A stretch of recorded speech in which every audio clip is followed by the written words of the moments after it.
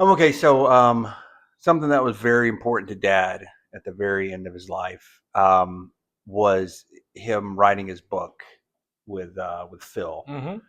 He loved doing that. And Phil's a solid G. Uh, so, kind of, can you kind of take us through like what the process was of him writing the book? Like how I know they did a lot of over the phone. Mm-hmm. So, what was kind of like the process of writing the book? Well, basically, the process started. Steve Harms, our pseudo de facto uncle, who's since passed away recently, love Young, got a hold of Dad because said, Gary, someone's putting out a feeler I didn't for know that. wanting to try to write a book.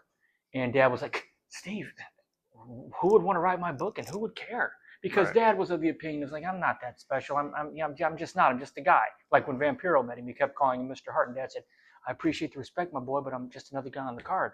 And Vampiro said, no, you're not. You're Gary Hart. And Vampiro's a solid ace. He's not only respectful of my father, but he also shares my same infatuation for Guns N' Roses and LA Guns. But that's a separate story. And so Uncle Steve put Dad in touch with Phil. And Dad started talking with him. And at first, Dad was kind of guarded, said, I want to be completely honest. No, I don't want to talk about this. No, I do want to talk about this. No, I don't want to talk about this. No, I do want to talk about this. So we just opened up about everything. And it took about 2.5 to 3 years. Wow. And Dad and Phil had just finished writing the book. It just about a couple months before Dad died. So it was already in the can. So Mhm. folks who say, well, if Gary died in March of '08, how come the book couldn't have been written until 2009? Well, we have this thing called publishing, and that's why it took a while. Okay. But it was very cathartic for Dad to be able to go through everything and just really get the story. And basically, he gets asked so many ridiculous, stupid questions about things that did happen and didn't happen. And the main thrust, not only to get his story out there, but also to clear up a lot of misconceptions and out lies about certain guys that were really close to us, like lies about the Von Erichs, things that are completely untrue.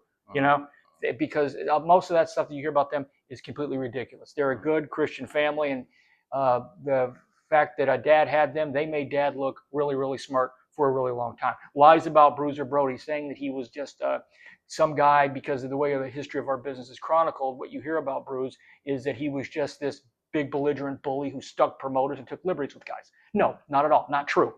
And other things about Dusty being egotistical. Was Dusty egotistical? Yes, but he knew what he was doing. I mean, and a bunch, I like with talking about how Dad sandbagged Muda. Well, then if that was the case, then how could Dad be sandbagging a guy if he decided that how Dad needed a job? Dad could have managed Leon White, and Kenji could have just went back to Japan. So a lot of things are lies and just needed to be straightened out. And Dad wanted to get the story out. And I'm kind of glad that there's not that many of the books left because it's kind of like a cool wrestling artifact.